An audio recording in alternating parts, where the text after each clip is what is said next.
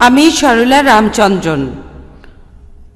আপনার কাছে আমার প্রশ্নটা হলো, মুসলিমরা ঈশ্বরকে আল্লাহ বলে ডাকে কেন?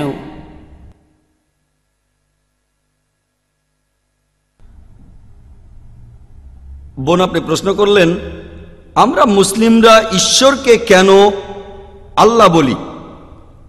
আমার লেকচারের আগে আপনাদের সামনে আমি আল্লাহর সংজ্ঞা দিয়েছি পবিত্র কোরআন থেকে।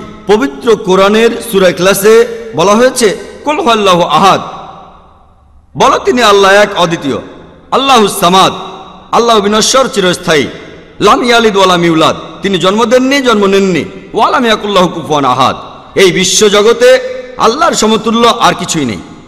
তবে কোরআন এছাড়াও বলছে, সূরা ইসরার 110 নম্বর আয়াতে উল্লেখ করা হয়েছে, বলা হয়েছে, কুলিদুল্লাহ আবদুর রহমান আইয়ামা তাদউ ফালাহুল আসমাউল হুসনা, তাকে তোমরা আল্লাহ বলে ডাকো বা রহমান, তোমরা তাকে যে নামেই ডাকো না কেন, সব সুন্দর নামগুলো তো তারই। একই কথা যে সব সুন্দর নামগুলো আল্লাহ তাআলার, এটা কোরআনে সূরা আরাফের 180 নম্বর আয়াতে উল্লেখ করা হয়েছে, সূরা হাশরের 24 নম্বর আয়াতে উল্লেখ করা হয়েছে, এছাড়াও সূরা তাহার 8 নম্বর আয়াতে উল্লেখ করা হয়েছে। বলা হয়েছে যে সব সুন্দর নামগুলো আল্লাহ তাআলার, তবে এই সব নামে আপনাদের মনে কোনো ছবি ভেসে উঠবে না, নামটা হবে একটা সুন্দর নাম। আমরা মুসলিমরা কেন সর্বশক্তিমান ঈশ্বরকে গড না বলে আল্লাহ বলে সম্বোধন করি? কারণ আরবি শব্দ আল্লাহ একটা বিশুদ্ধ শব্দ।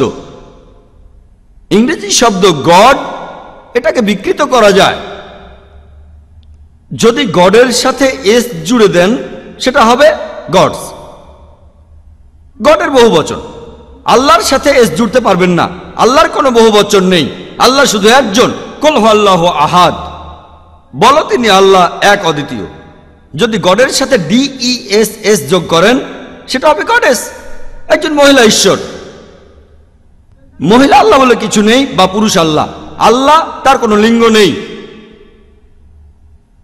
বড় হাতের জি দিয়ে গড লিখলে সেটাই সত্যিকারের গড, ছোট হাতের জি দিয়ে গড লিখলে সেটা মিথ্যে গড।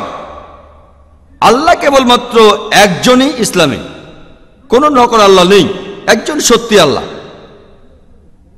যদি গডের সাথে ফাদার যোগ করেন সেটা হবে গডফাদার, সে আমার গডফাদার, সে আমার অভিভাবক।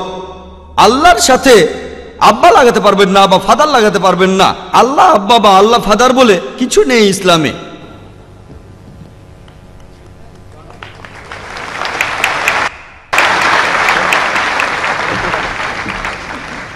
যদি গডের সাথে মাদার লাগান সেটা হবে গড মাদার। আল্লাহর সাথে মাদার লাগাতে পারবেন না বা আম্মি লাগাতে পারবেন না। আম্মি আল্লাহ বলে কিছু নেই ইসলামে। যদি আপনি গড শব্দটার আগে টিন বসান সেটা হবে টিন গড, নকল ঈশ্বর। ইসলাম ধর্মে তিন আল্লাহ বলে কিছু নেই। আল্লাহ বিশুদ্ধ, একেবারে আলাদা। আল্লাহকে যে কোনো নামে ডাকতে পারেন, তবে সেটা হবে একটা সুন্দর নাম। আশা করি উত্তরটা পেয়েছেন।